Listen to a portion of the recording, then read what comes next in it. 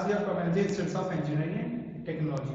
Let's begin with our session. In today's session, we will discuss the equilibrium carrier statistics of extrinsic semiconductor. In the previous session, we have gone with the intrinsic one. Now we will go with the extrinsic. Now, before we start with our concept, let us understand what is extrinsic semiconductors. So basically, there are the two types. First, p-type semiconductors. They are formed by the addition of trivalent impurities like boron, aluminium or gadolinium. They accept electrons and so are known as acceptor. Why? Because one hole is there extra, okay, and that hole will accept the electrons, and that is the only reason why hole is extra. That's why it is known as p-type semiconductor. Now next, n-type semiconductor. They are formed by the addition of a pentavalent impurities like phosphorus, arsenic.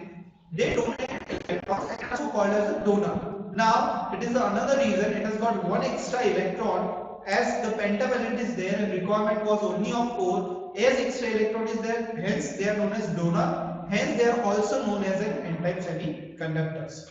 So now we'll go with first the carrier concentration in n-type semiconductors will be discussed first. Okay. So in this figure you can see that we have got our natural band theory. Okay. Valence band, conduction band. Lower limit AC of conduction band, higher limit is infinity. Lower limit of valence band is minus infinity. Higher end is EV. And the Fermi level is exactly at the center. This is what you have discussed ideally in intrinsic. But here you can see that ED is also introduced now.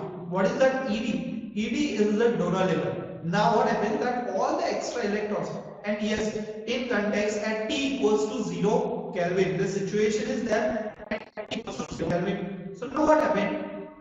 When pentavalent impurities were given, at that position what was happening? At that position all the things that of the pentavalent extra electrons went from the bottom to the upper. Okay, so in the valence band all the bonded atoms are there with that electrons 4 given by the pentavalent are there in EV, and the extra electron that was there, they are residing in the ED and they are known as a donor level and they are very near to your conduction band. So now when slight temperature increases than 0 Kelvin, you can see that the electron from the donor level goes to the conduction band. Why? Because this temperature is not sufficient to break down the valence band covalent bonds.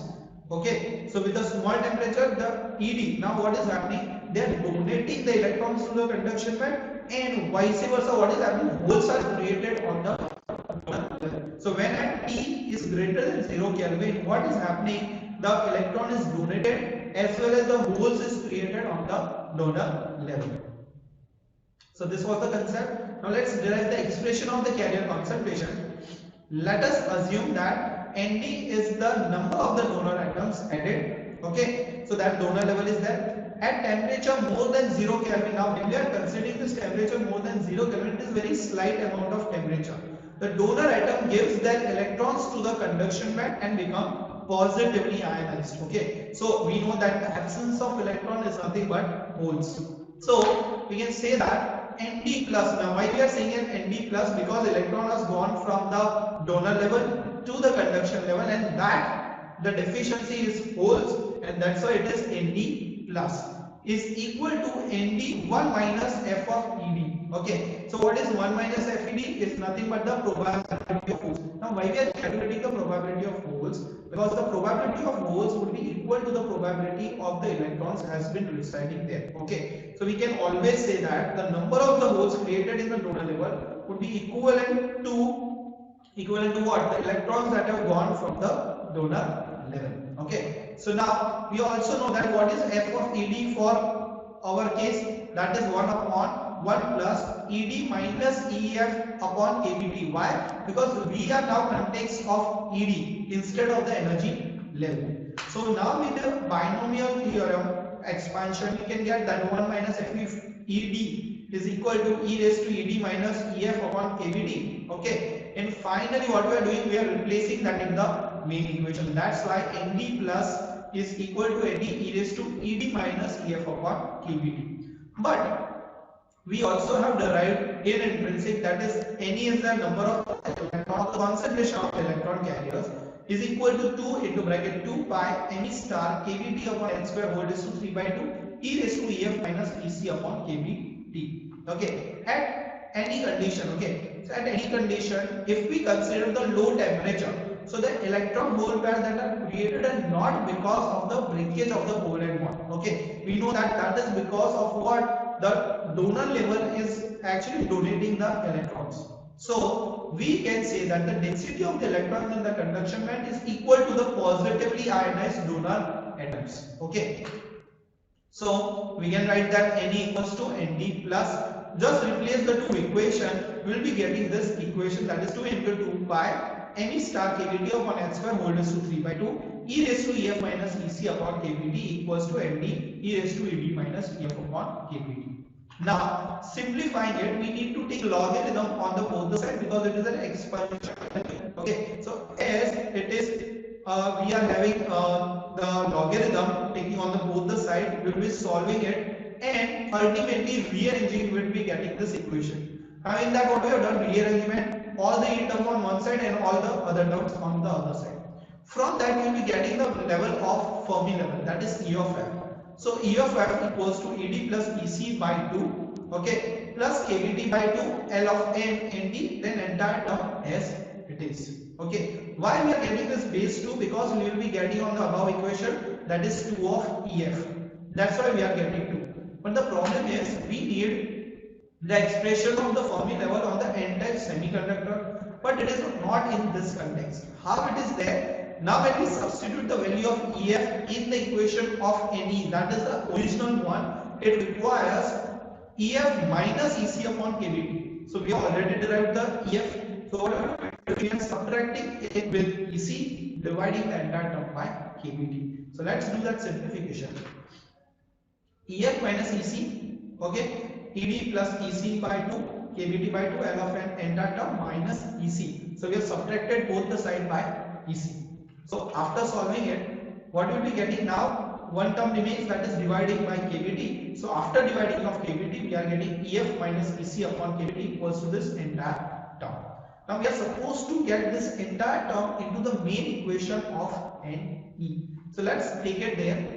So we are getting the entire equation of Ne there. So when you are getting this entire equation of Ne, you are getting 2 into 2 pi Me star kBt upon n square whole raised to 3 by 2 e raised to this entire term. Now we know that when we are getting e raised to of ln of x, so it will be naturally multiplication would be of x. Again, e raised to ln of x would be nothing but x. So now from this equation, we'll be getting Ne equals to 2Nd. Now what happens? See, 3 by 4 that you are getting, that is because of on the right hand side that you are getting 2 into 2 pi Me star kBt upon n square. 3 by 2 into 1 by 2, that is nothing but 3 by 4. So that 3 by 4 and above 3 by 2 will be cancelling each other, and in the numerator you will be getting that entire term raised to 3 by 4. So finally after solving you are getting N equals to 2Nd raised to 1 by 2 into bracket 2 pi Me star kBt upon n square whole raised to 3 by 4 e raised to Ed minus Ec by 2 kBt. Okay, so this is the final expression of the density of electrons in the conduction band of n-type semiconductors.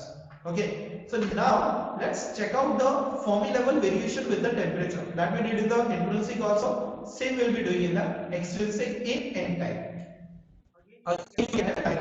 Okay, so in that diagram and the formulae, what you are getting, see, EF equals to Ed plus EC upon 2 plus kBt upon 2, this entire equation of EF that we already derived. Now what we are doing in this, if we take t equals to 0, so that entire term gets eradicated and we are only getting Ed plus EC by 2. So you are getting the Fermi level, okay, where there is the Fermi level is there, it is between your Ed and EC. So you can see that your Fermi level is between your Ed and EC.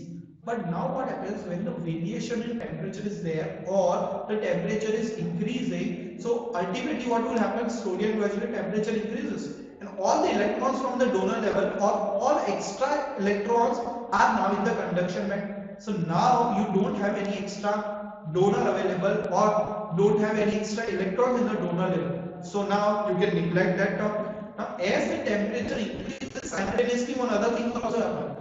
that is your covalent bond in the valence band starts breaking.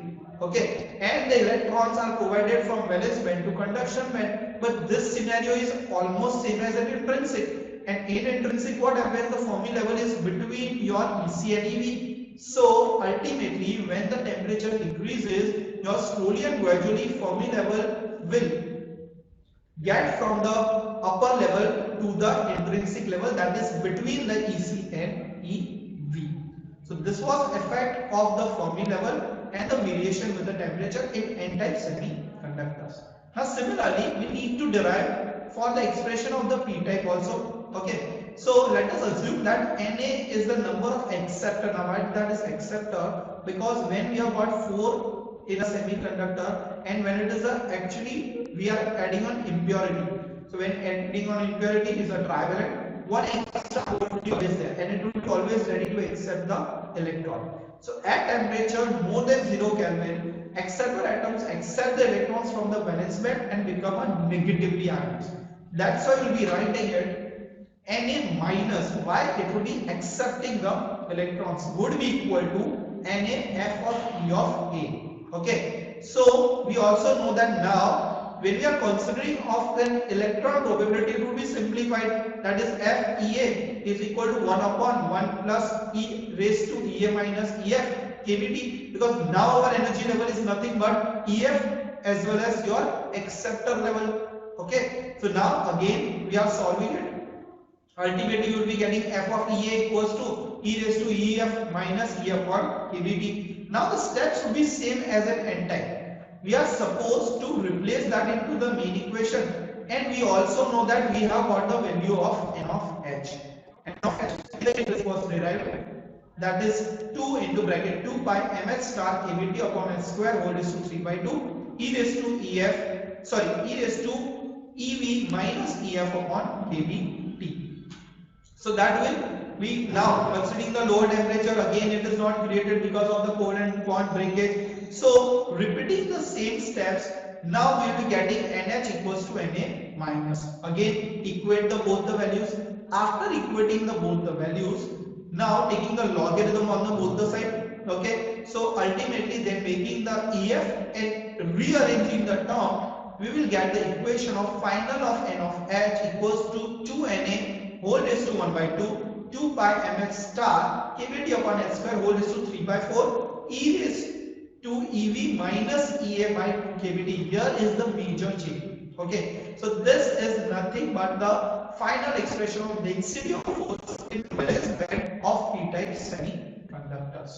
Okay, so we have derived the same. Now we will be getting the variation in the temperature, but here whatever the formula we are getting is in the term of acceptor level. So definitely our Fermi level at present, where it would be between the EV and EA. You can literally see that it is between EV and EA. Why? Because the first transition from the electron would be from EV to EA. So definitely our Fermi level would be there. Why? If you take T is equal to 0, you get only term EV plus EA by 2. So exactly at the center you will be getting.